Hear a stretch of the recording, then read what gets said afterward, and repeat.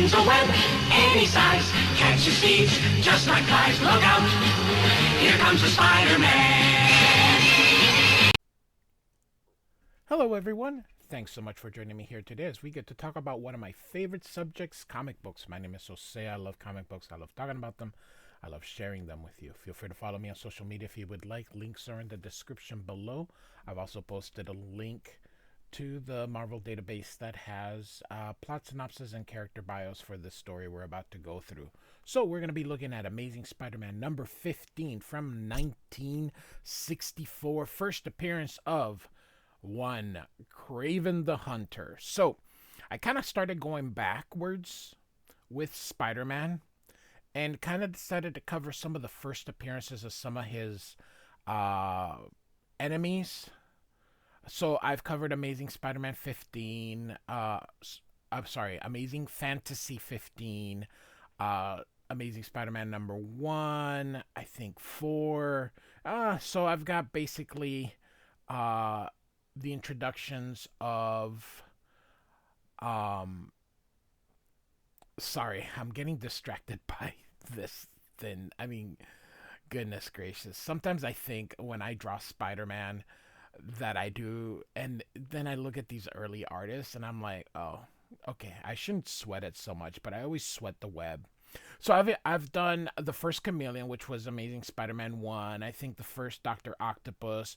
I've done the first Green Goblin. So now I'm doing Kraven the Hunter. So I do have a playlist. I've covered other Spider-Mans before, but because I'm going to start going backwards, I'm going to include some of the other ones that I've done eventually on the playlist. But right now the playlist just has the early issues that I started covering. But I've covered the first Mary Jane. I've covered some of the Green Goblin's adventures, which I will finish. I've got Amazing Spider-Man 121 and 122 ready to go, but I haven't gotten to it to post it because I've decided to go backwards. So feel free to check it out. So I hope eventually I'll be moving on to more of the 1980s Spider-Man, which include the Hobgoblin and the black costume. So I'm going to eventually get to that, but I'm trying to get some of these earlier stories out of the way. I'm also going to be doing the oh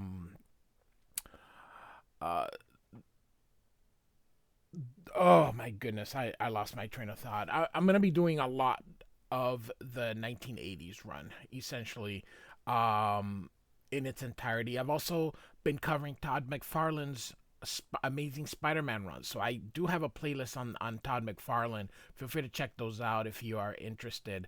I've mostly got them all done. So here we go. So Kraven the Hunter, Stan Lee and Steve Ditko. So Steve Ditko doesn't... I know Jack Kirby gets all the praise at Marvel, but goodness gracious, Steve Ditko should get some. To me, he is a more dynamic version of Jack Kirby. Yeah, I said what I said. Jack Kirby just drew more. But I prefer Steve Ditko. So, alright, this guy here says, we're trapped. It's Spider-Man. He must have been shadowing us out there, listening to our plans. He's like, okay, group, the party's over. In case you haven't heard, there's a little old law against organizing bank robbery gangs in this town. Sorry, it was this way, then this way. I'm used to reading up. You know, it's very difficult because either you read, these early balloons, but really this should be higher because you tend to read whatever is highest first. So, all right. So Stan Lee really is the plotter and scripter, and then Steve Ditko is the plotter and art. Again, Steve Ditko just doesn't get as much credit as Jack Kirby. So this guy jumping out the window, Jesus. All right, hold it, boys. Where are your manners? I'm not through with you yet. Let's get out of here. Oh no, he web, and then you can see that guy going through here and then jumping up. So that's gonna break a foot or an ankle. Not necessarily kill you, but goodness gracious. Especially the way he jumps. So what would you say? Is this an awning? So that's one, two, so 3 stories up. No. Alright. Now if you'll all line up like good little soldiers, I'll remove my webbing and march you down to headquarters. So fall in. And then he's like, funny, I could have sworn there were 4 of them. So if I can land on that awning below, I may escape yet.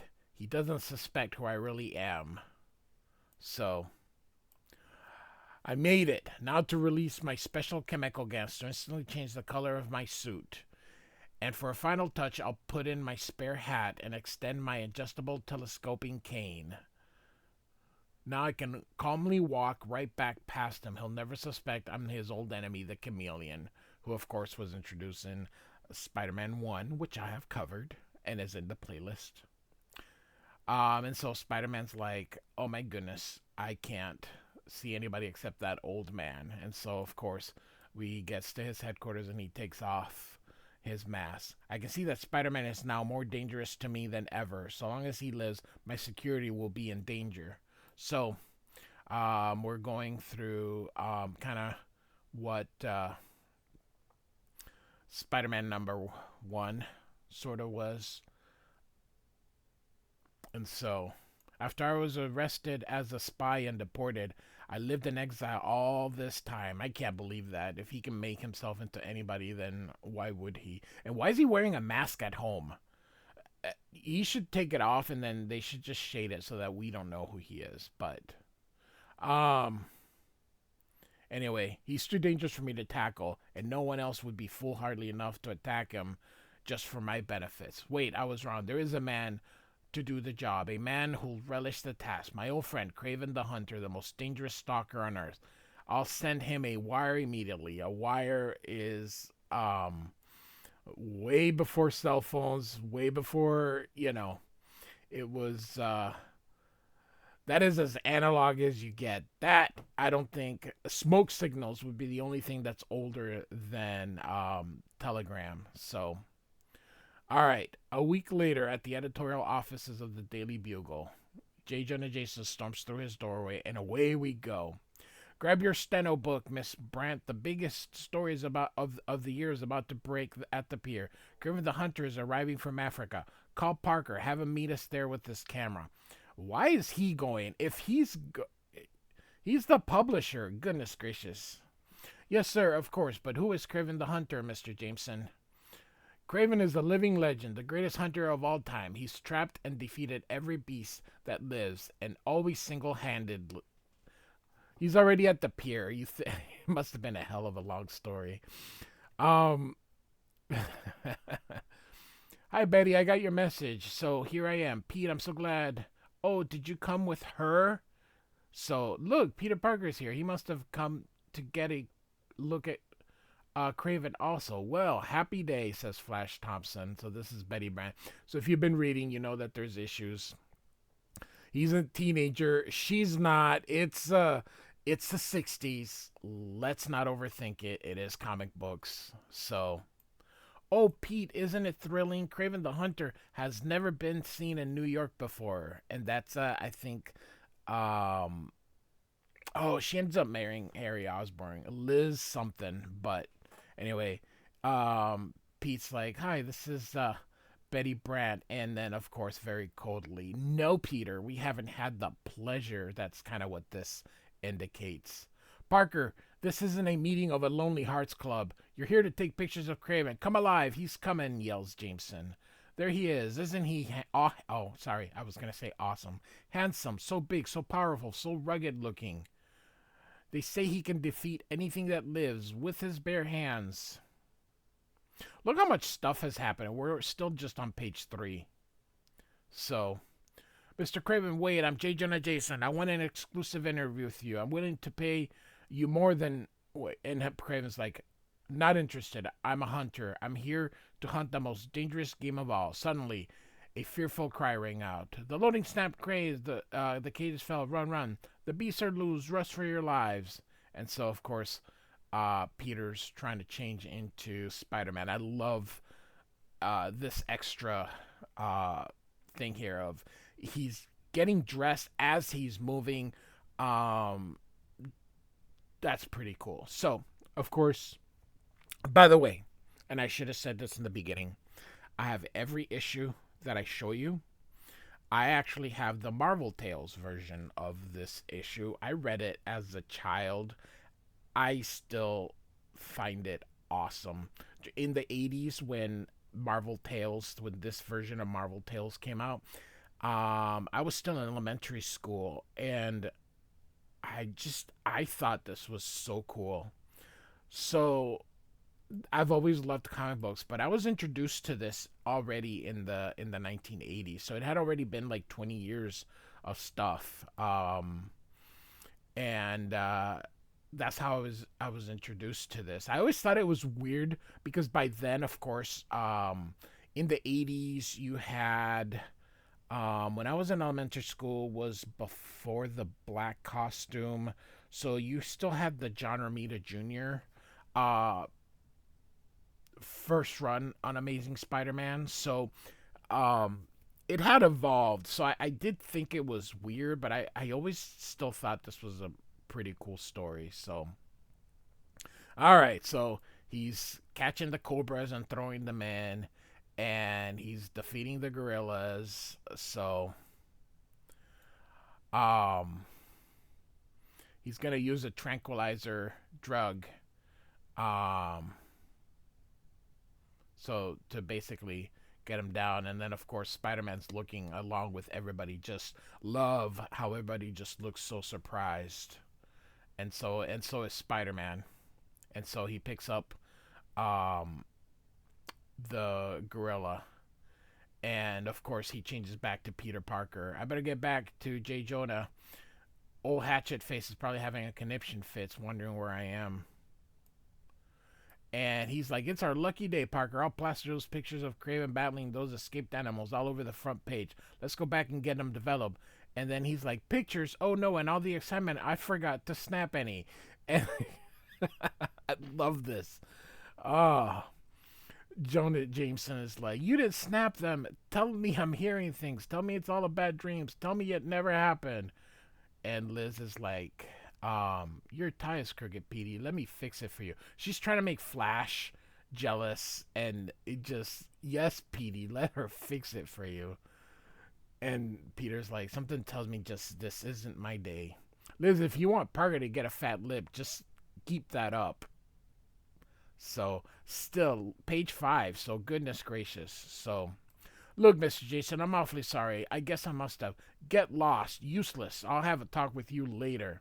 Mr. Kraven, I'd like to ask what you're going to hunt here. There aren't any wild beasts running loose that I know of. You're wrong. There is one who seems to be more beast than human. He will be my greatest conquest. The most dangerous game in the world is a man, and I shall hunt the most dangerous man of all, the one who calls himself Spider-Man, of course. Um, Peter here is like, "What?" So Peter goes, "He's gonna hunt me. Oh, brother, I had a feeling I should have stayed in bed today." So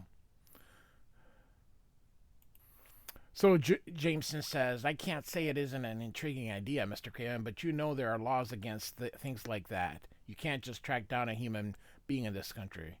And Kraven's like, "We'll see about that, Mr. Jameson. We shall see." And Peter is like, "That character isn't kidding. Something tells me there's more to all this than would appear on the surface. But what? What's his real reason for wanting to hunt me?" And Jameson's like, "Come along, Miss Brandt. We're not an outing." "Betty, I'd like to explain about Liz," says Peter. "There's no need to explain, Petey. Everything is quite clear, Petey." And Flash is like, "For crying out loud, Liz, how can you waste time on puny Parker when I'm around?" And Liz is like, "You muscle-bound goop, you wouldn't understand if I told you." So, and of course, Peter's sitting here kind of feeling sorry for himself. And I like the guy here. "Move it, bub. You're blocking progress." And so here we are with the chameleon and Kraven here. He's pouring himself some kind of drink here. So, and Chameleon's giving him a file on everything that he has on Spider-Man, which Kraven appreciates because he wants to know everything about him. So, um, Chameleon says, "Don't underestimate him, Kraven. Remember, he's no simple jungle beast." And Kraven says, "And you remember, my friend, that I am no ordinary hunter. I possess undreamed of strength and speed, which I obtained by drinking a secret potion stolen from the witch doctor of a hidden African tribe. God, that's a lot of work. Should have just taken the super soldier serum. All right.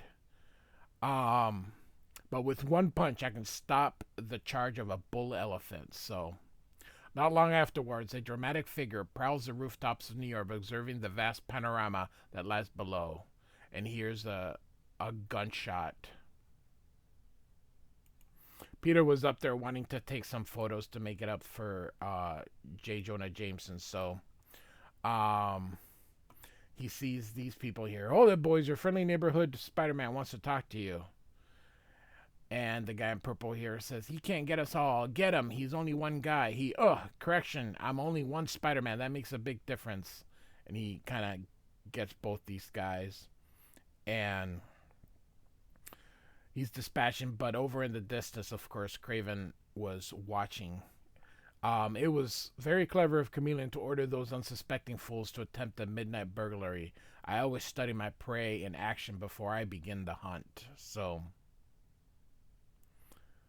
I need have no fear. He will be a worthy foe. He has speed, skill, and daring. So, here you can see these guys continue on trying to take Spider-Man, but he dispatches them. So, and Spider-Man says, It's about time something I did turned out right. I was beginning to feel like a walking jinx." So, and so, as he swings past a nearby rooftop, Spider Sense detects another presence, an evil presence. And so, "Greetings, Spider-Man. I've been looking forward to our first meeting, which will also be your last meeting with anybody." And so, Kraven lunges at him, and Spider-Man evades him, but Kraven catches him and then tosses him out. So, he is fast and he is strong, for sure. And he punches him. Now here the reason Spider-Man's like this is Kraven's punches are actually taking effect. He hurt his shoulder, so it's just kind of away. This is the reason Marvel became, man, look at that. Look at this webbing. Steve Ditko was just hatching this. He's like, I don't care. So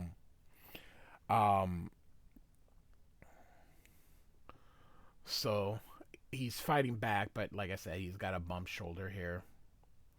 And so Kraven's like, "He's stronger than I thought. Even with one hand, he's beating me. I can't defeat him fairly, but if I can manage to nick him with one of my special potion weapons, I did it. Hey, something scratched me. You're not going to beat me like that, Kraven." And suddenly he feels the effects of the potion. And so he's like, "I got to get away from here." And so he grabs his camera, which he had left here.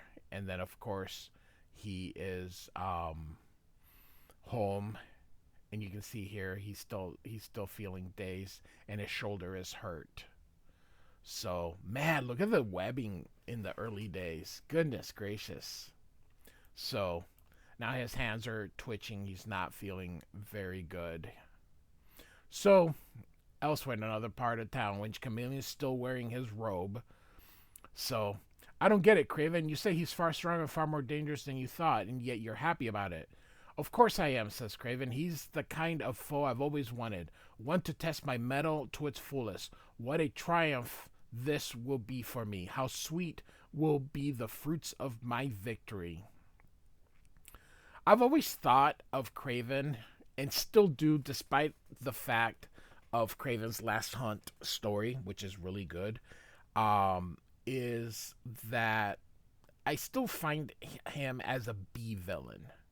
You've got Dr. Octopus and the Green Goblin as your A villains. And then Hobgoblin, you can also put Hobgoblin as an A villain. Um, and then your Kraven, your Mysterios are kind of like your B villains. Chameleon, you can put him a B. Though sometimes I would even say a C, and so forth and so forth. So if you were to rank um, Kraven as far as like foes, like if you think of Spider-Man's enemies, um, you name a few before you actually kind of get to him. So a C villain would be like Hydro Man. I mean, goodness gracious. So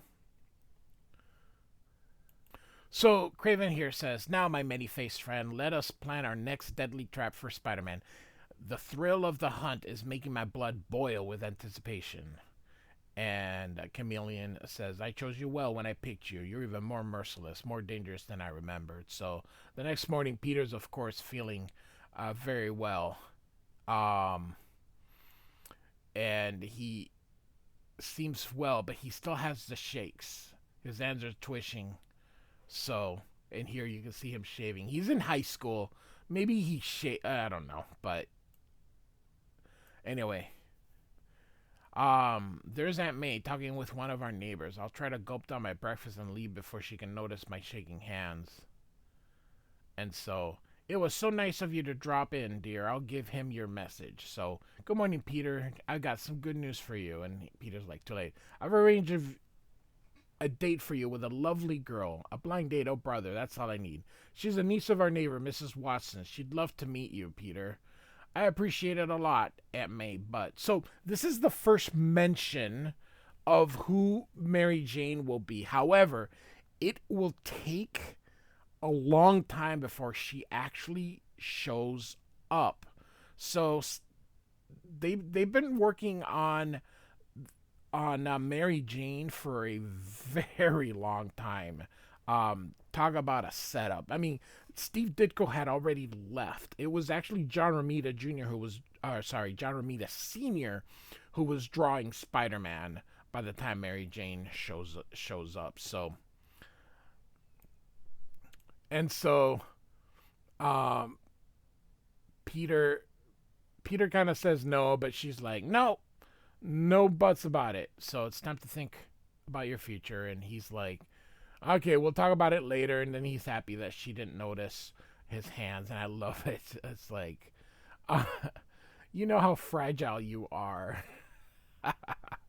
Oh my goodness. And Aunt May being drawn like such a grandmother. I mean, goodness gracious, it's his aunt, not I mean, goodness gracious. But all right. Her and Uncle Ben were like drawn like they were in their 90s. So all right, so a few minutes later, Peter arrives at the Bugle here, and he says the shaking's almost all stopped. Maybe the fresh air was good for it. Anyway, I hope Betty isn't still mad. And he says, "Hi, Betty. You look lovelier than ever today." Of course, she's like, "Oh, hello, Petey Weedy. Here, let me fix little Tizy Wizy Peter." And she's like, "Oh, cut it out, Betty. You know I hate being called Petey." "Really, Mr. Parker? I didn't notice you telling that empty-headed blonde schoolgirl not to call you Petey." "Of course I didn't tell her. What do I care what she calls me? She doesn't mean anything to me." And so, and he's like, "Boy, females have originally been intended for another planet, I think." And so he sees Craven the Hunter here. He's like, "What does he want?" And so Craven says, "You have my word, Jameson. Spider-Man's days are numbered. Remember, it has to be perfectly legal. Much as I hate Spider-Man, I won't stand for anything that violates the law." And Craven says, "Watch your tone of voice, Jameson. You're talking to Craven the Hunter. Nobody dictates to me." And so he gives Jameson the pictures. He says, "These aren't bad, but who cares about punks like these? I want pictures of Spider-Man in action or of Craven." And so um, Peter, of course, is a little bit of his mind's elsewhere, and now uh, Betty goes to talk to him. He's like, he seems to have forgotten all about me. What can be wrong? So he's later at school. His hands begin to shake, and everyone kind of makes fun of him. Even if it's the 60s, kids are kids, and kids are always mean. So, all right.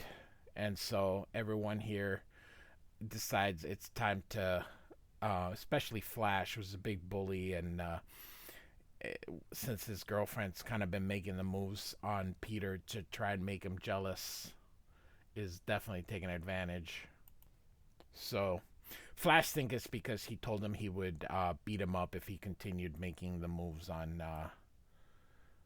it, and of course he's looking at the headline at the newspaper, but he must be reading the sports section because the headlines is over here. So, all right. So of course, Flash has to make comments here. Don't strain your eyes, Parker. I want him good shape when I blacken him for you. Look how he's trying to pretend he doesn't hear, Flash, but he can't fool us. So Peter, of course, is concerned about the headline, which is on the other side. But all right. So Aunt May, of course, is worried about him. She just wants him to get a good night's sleep. So, as soon as she leaves the room, he thinks he gets an idea. So, I've got it. I'll find a way to put my spider tracer on Kraven. Then I'll always know where he is if he's about to attack me. So, of course, they tell you here that the spider tracer was first used in Spider-Man 11. So, all right. So he goes out, but his hands are still shaking. So he lives in Queens. How the heck does he get to Manhattan from Queens? They ever really said that? He's always in Manhattan, and so it just how did he get to the top of a building if his hands were just all right. I know, comic books. Let's not overthink it. So, look at this. We're only halfway through. These issues were so full of stuff. So, all right. So he can't get the webs to work because his hands are shaking. So he's going to jump instead. He's grateful his agility is still working.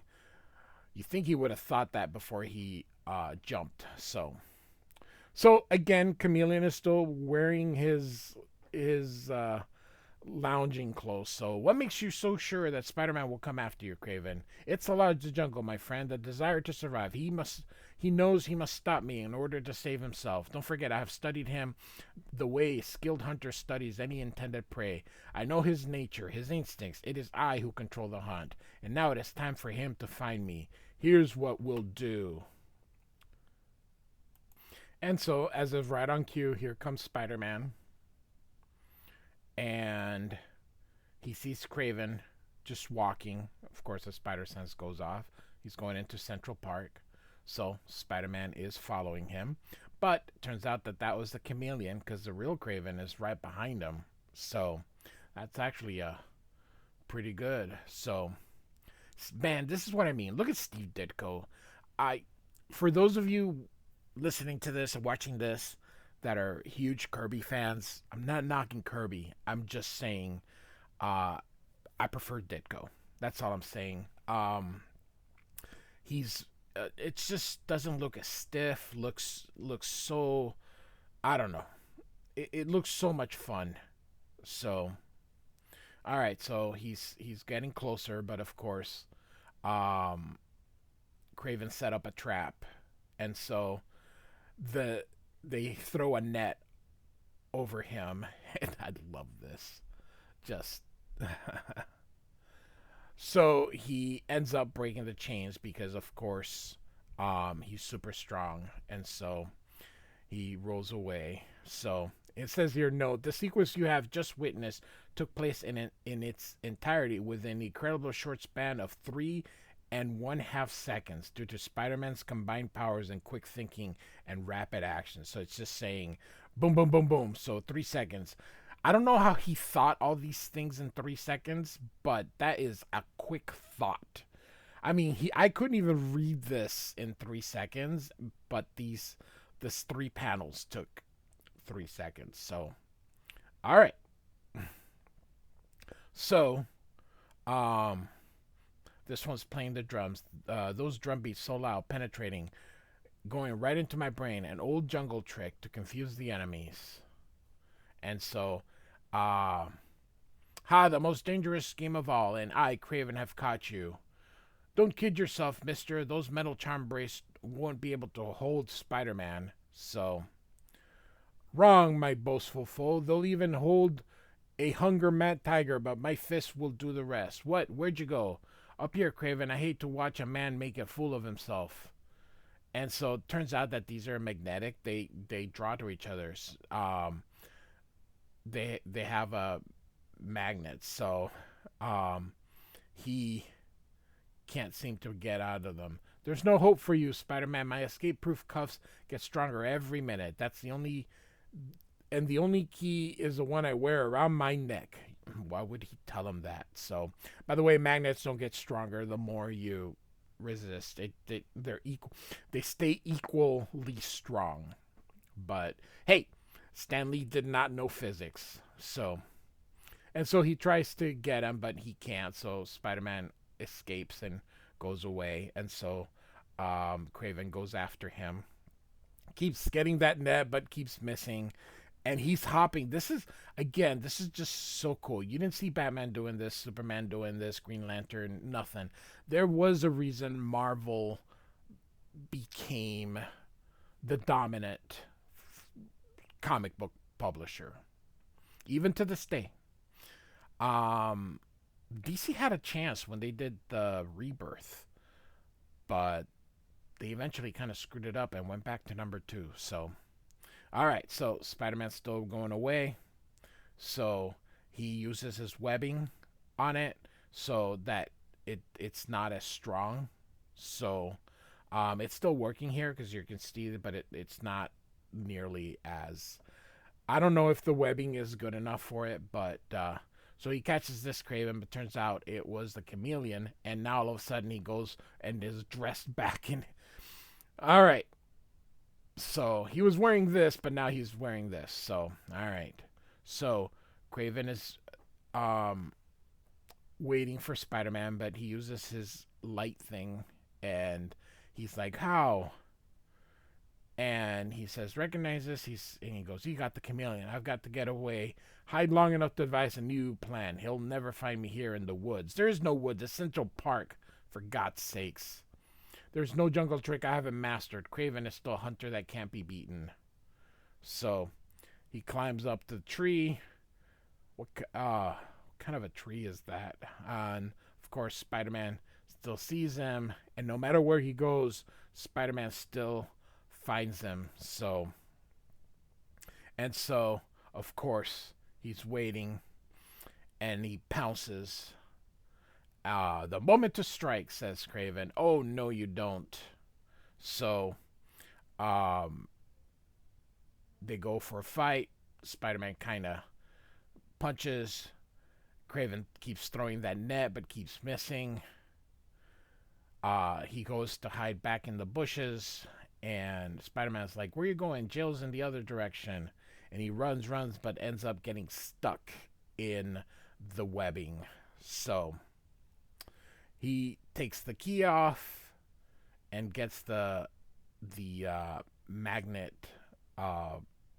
things off. So Spider-Man's going to leave him there for the police here. And Kraven's like, you can't just leave me like this. And he's like, want to bet the police are coming now to investigate why the lights aren't lit in the park. They'll find you and conduct a nice little investigation, see all the fun things you've got to look forward to. So here, the police, of course, have the chameleon here, and Peter's taking pictures.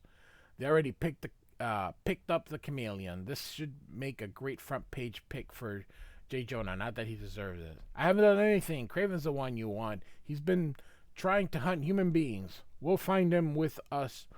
We'll take him with us too, mister. We'll make sure you don't get lonely. So the next day. Now this is more like it, Parker. Exclusive picture of the chameleon.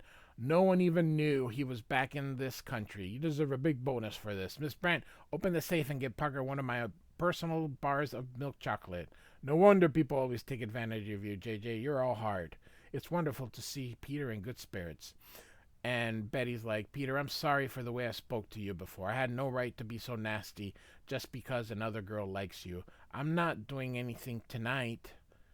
And Peter's like, oh man, I already told her I would meet that girl.